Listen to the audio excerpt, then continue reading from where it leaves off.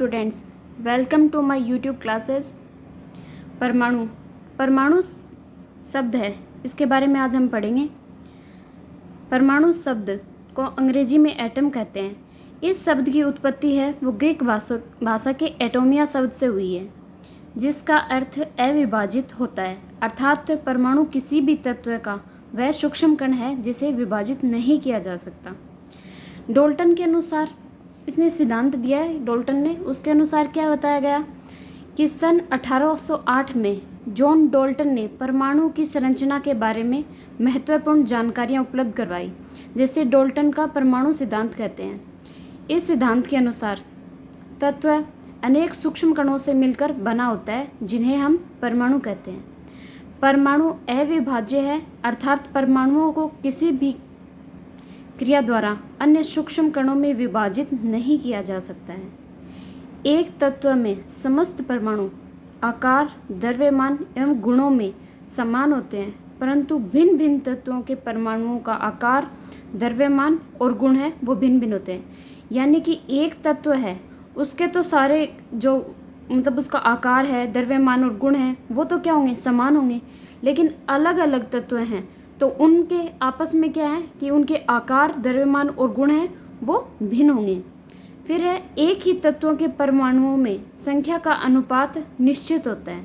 यानी कि एक तत्व में जितने भी परमाणु हैं उनकी एक निश्चित अनुपात में संख्या होगी। फिर 20वीं शताब्दी के आरंभ में अनेक वैज्ञानिक जैसे कि जे थॉमसन, रदरफोर्ड आदि ने पाया कि परमाणु को छोटे कणों अर्थात इलेक्ट्रॉन, प्रोटॉन व न्यूट्रॉन में पुनः विभाजित किया जा सकता है। यह अवधारणा डाल्टन की अवधारणा से पूर्णतः विपरीत थी। ये डाल्टन ने तो क्या कहा था कि सबसे सूक्ष्मतम कण है वो होता है परमाणु, लेकिन बाद में जो रदरफोर्ड और थॉमसन है, इन्होंने क्या बताया कि परमाणु को भी विभाजित किया जा सकता है 3 पार्ट में, इलेक्ट्रॉन और प्रोटॉन और न्यूट्रॉन में। यानी कि डाल्टन ने तो कहा कि परमाणु अविभाज्य है, यानी इसको विभाजित नहीं किया जा सकता। लेकिन बाद में पता चला कि परमाणु को भी हम 3 पार्ट में और विभाजित कर सकते हैं, जिसमें इलेक्ट्रॉन, प्रोटॉन, न्यूट्रॉन हो गया। इसमें नीचे डायग्राम में दिखाया गया है, इसमें देखिए आप, जैसे इस साइड में तो लगा दिया कैथोड। कैथोड है वो नेगेटिव चार्ज यानी कि इलेक्ट्रॉन, और एनोड यानी पॉजिटिव यानी प्रोटॉन की साइड में। ये निर्वात पंप के अंतर उच्च वोल्टता है, इसके द्वारा देखा गया। इसमें आगे 19वीं शताब्दी के 6वें दशक में अनेक वैज्ञानिक, विशेषकर फेराडे ने आंशिक रूप से निर्वाचित नलिकाएं, जिन्हें कि कैथोड किरण नलिकाएं कहा जाता है, में विद्युत विसर्जन का अध्ययन आरंभ किया। इसमें कैथोड किरण नलिकाएं कांच की बनी होती हैं, जिसमें धातु के 2 पतले टुकड़े, जिन्हें इलेक्ट्रोड कहते हैं।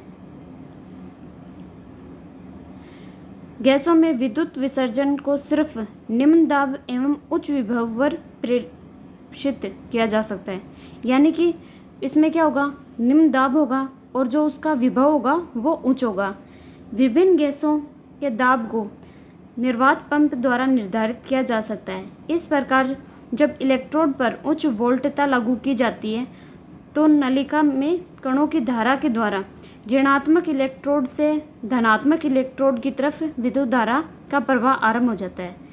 इसका कैथोड किरणें अथवा किरण कहते हैं। कैथोड से एनोड की तरफ विद्युत धारा के प्रवाह को अतिरिक्त जांच के लिए एनोड में छिद्र तथा एनोड के पीछे नली पर प्रतिदीप्त पदार्थ यानी कि जिंक सल्फाइड का लेप किया जाता है। जब ये किरण एनोड के छिद्र से गुजरकर जिंक सल्फाइड के परत पर टकराती हैं, वहाँ एक चमकीला चिन्ह बन जाता है। इस प्रयोग के परिणाम निम्न है। मतलब इसमें क्या हुआ कि एनोड से की तरफ से धारा प्रवाही हुई, तो उसमें क्या है कि एनोड की तरफ से इधर कैथोड है और इधर एनोड, तो एनोड के पीछे क्या किया कि एक जिंक सल्फाइड की परत बना दी और इससे धारा प्रवाहित हो रही है, तो उसको हम पीछे जो जिंक सल्फाइड की लेप किया था वहाँ पे इसके चिन्ह प्रतीत होते हैं, तो उससे पता चलता है कि ये धारा का प्रवाह हो रहा है। इसमें इन्होंने क्या क्या परिणाम प्राप्त किए? इसमें देखा कि कैथोड किरणें कैथोड से प्रारंभ होकर एनोड की ओर गमन करती हैं, यानी कि पॉजिटिव चार्ज से नेगेटिव चार्ज की तरफ, यानी कि कैथोड से और एनोड की तरफ धारा का प्रवाह हो रहा है। फिर दूसरा देखा कि ये किरणें स्वयं दिखाई नहीं देती हैं, परंतु इनके व्यवहार को गैसों तथा कुछ स्फुरदीप्त पदार्थों की उपस्थिति में देखा जा सकता है। विद्युत और चुंबकीय क्षेत्र की अनुपस्थिति में ये किरणें सीधी दिशा में गमन करती हैं। विद्युत अथवा चुंबकीय क्षेत्र की उपस्थिति में कैथोड किरणों का व्यवहार ऋणावेशित कणों के समान होता है, जो कि सिद्ध करता है कि कैथोड किरणों में ऋणावेशित कण होते हैं, जिन्हें इलेक्ट्रॉन कहते हैं। कैथोड किरण नलिका में इलेक्ट्रॉन के पदार्थ एवं उपस्थित गैस की प्रकृति पर कैथोड किरणों को लक्षण पर निर्भर नहीं करता है। यानी कि कैथोड किरणें हैं, उसके अंदर जो इलेक्ट्रॉन है उनके पदार्थ पे उपस्थित गैस की उपस्थिति पर कैथोड किरण एवं इलेक्ट्रॉन के ऊपर उनके लक्षणों पर निर्भर नहीं करेगा। इससे क्या निष्कर्ष निकला? देखो, उपरोक्त परिणामों से यह निष्कर्ष निकलता है कि इलेक्ट्रॉन सभी परमाणुओं के मूल घटक होते हैं। इलेक्ट्रॉन के आवेश और द्रव्यमान अनुपात का निर्धारण, यानी कि अब इलेक्ट्रॉन का द्रव्यमान और आवेश है, इनसे मतलब E/me, यानी कि ऊपर आवेश बटे में द्रव्यमान को निकाला तो कितना आया? 1.758820 इंटू 10⁻11। ये हमारे पास आ गया। इसको हमने इस चित्र के द्वारा देखा।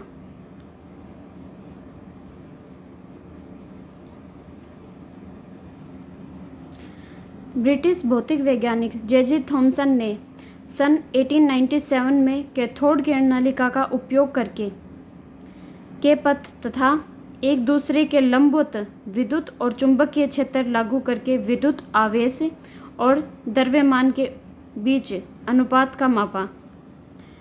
यानी कि जो हमने आवेश बटे द्रव्यमान निकाला था वो विद्युत और चुंबकीय क्षेत्र की उपस्थिति में लागू किया। थॉमसन ने यह बताया कि विद्युत और चुंबकीय क्षेत्रों की उपस्थिति में इलेक्ट्रॉनों के अपने पथ से विचलन की मात्रा निम्न बातों पर निर्भर करती है। इसमें पहला है, कण पर ऋणावेश का मान अधिक होने पर विद्युत धारा तथा चुंबकीय क्षेत्रों के साथ की अन्योन्य क्रिया पर, यानी कि परस्पर क्रिया से बढ़ जाते हैं, अर्थात कण का विचलन अधिक होता है। फिर सेकंड है, कण का द्रव्यमान कम होने से भी विचलन अधिक होता है। थर्ड, विद्युत तथा चुंबकीय क्षेत्र की प्रबलता बढ़ने से इलेक्ट्रॉनों का मूल पथ से विचलन बढ़ जाता है। फिर जब केवल विद्युत क्षेत्र लगाया जाता है तब इलेक्ट्रॉन अपने पथ से विचलित होकर बिंदु ए से कैथोड किरण नलिका से टकराती हुई है। इसी प्रकार जब केवल चुंबकीय क्षेत्र लागू किया जाता है तब इलेक्ट्रॉन बिंदु सी पर कैथोड किरण नलिका से टकराते हैं। विद्युत और चुंबकीय क्षेत्र में प्रबलता के सावधानी पूर्वक संतुलन से इन क्षेत्रों की अनुपस्थिति में इलेक्ट्रॉन को अपने पथ पर पुनः लाया जा सकता है तथा यह पर्दे पर बिंदु बी से टकराते हैं। बिंदु विद्युत क्षेत्र की प्रबलता या चुंबकीय क्षेत्र की प्रबलता में से कोई किसी एक की अनुपस्थिति में इलेक्ट्रॉन की विचलन की मात्रा का थॉमसन ने सही मापन करके इलेक्ट्रॉन के आवेश द्रव्यमान का अनुपात निम्न प्रकार से बताया। इसमें ऊपर आवेश हो जाएगा और नीचे द्रव्यमान, यानी कि E/me बराबर होगा 1.758820 इंटू 10⁻11 कूलाम किलोग्राम इनवर्स 1, यानी कि ऊपर आवेश आ जाएगा, इलेक्ट्रॉनों का आवेश हो जाएगा कूलाम में, और नीचे किलोग्राम यानी इनका द्रव्यमान हो जाएगा किलोग्राम में। इसको हम निकाल लेंगे।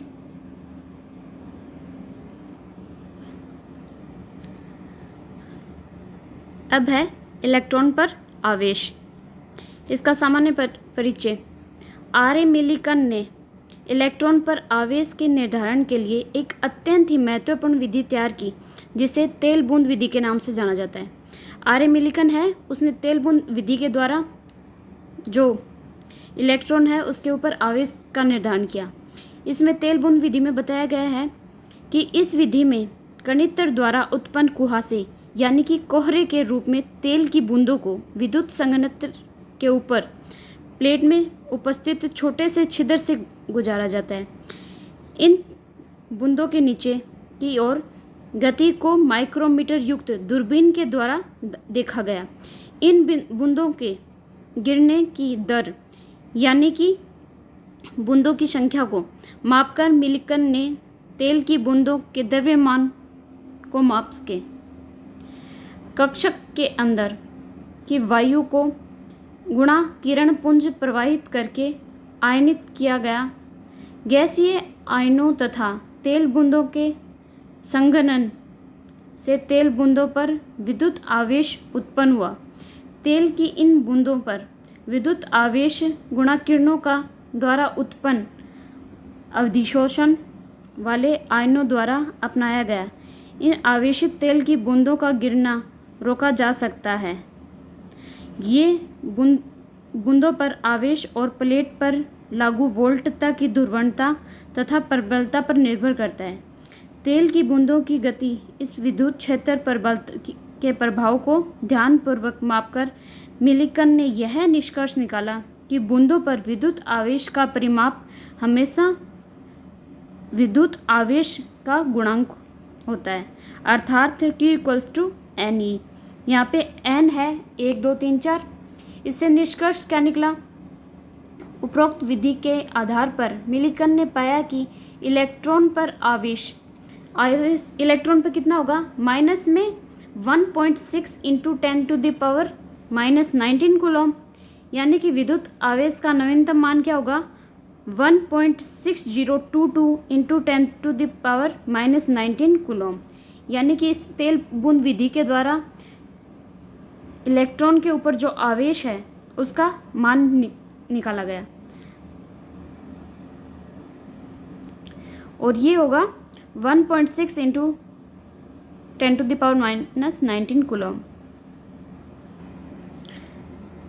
इस डायग्राम के द्वारा देखिए, इसमें कणित्र के द्वारा यहाँ से कोहरा डाला और यहाँ से तेल बूंद आवेशित प्लेट है और इसके नीचे एक छोटा छिद्र है।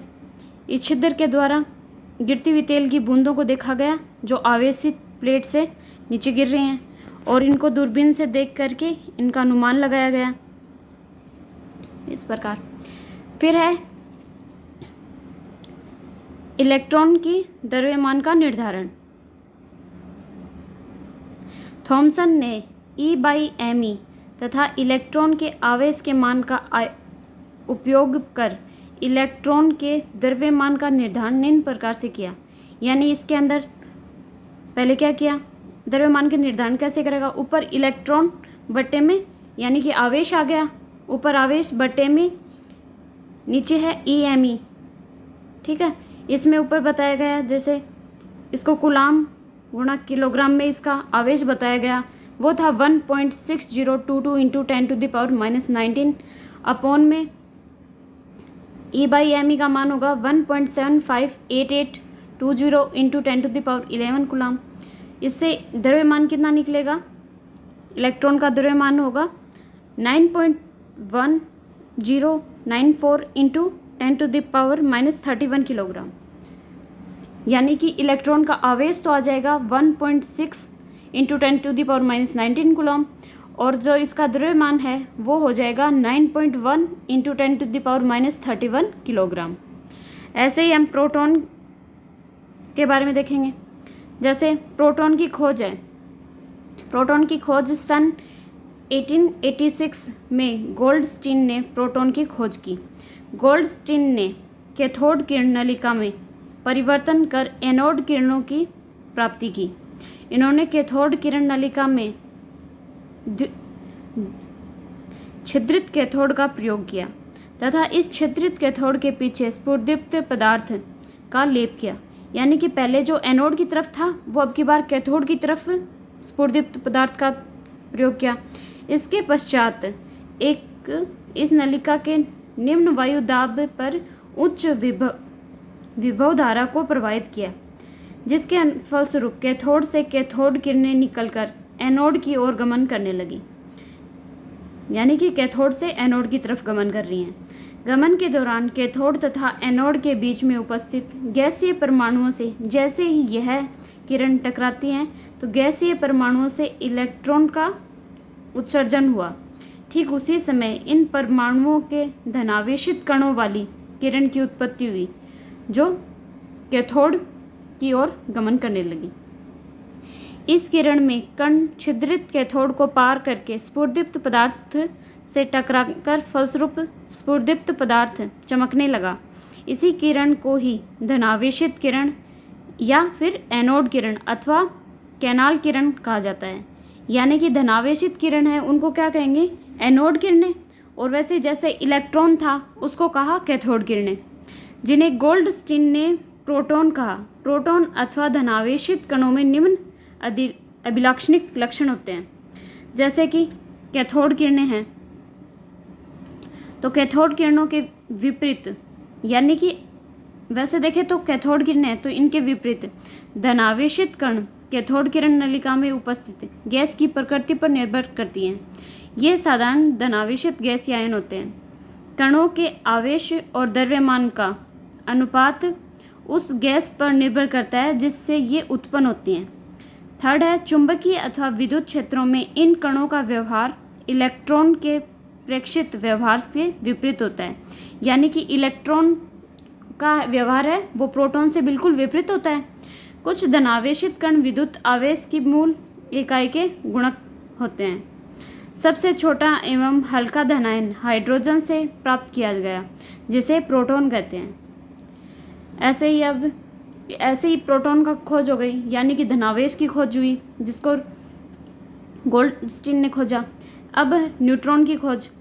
सन 1932 में चैडविक ने बेरिलियम पर अल्फा कणों के प्रहार से न्यूट्रॉन के खोज की। जब प्रोटॉन के भार से कुछ अधिक भार वाले विद्युत उदासीन कण निर्गत हुए तो उन्होंने इन कणों को न्यूट्रॉन कहा। यानी कि प्रोटॉन की खोज तो गोल्डस्टीन ने की और न्यूट्रॉन की खोज है वो चैडविक ने की। और इन्होंने बताया कि जो न्यूट्रॉन है उसका भार है वो प्रोटॉन से कुछ थोड़ा ज़्यादा होता है। जैसे हम देखते हैं, अब हमने 3 कणों की खोज के बारे में देखा है। इसमें पहला इलेक्ट्रॉन है। इलेक्ट्रॉन ई के रूप में लिखेंगे, प्रोटॉन को पी में और न्यूट्रॉन को एन के रूप में। अब देखो इलेक्ट्रॉन है, इसके ऊपर आवेश होगा माइनस में लिखा जाएगा -1.6022 इंटू 10⁻⁻19।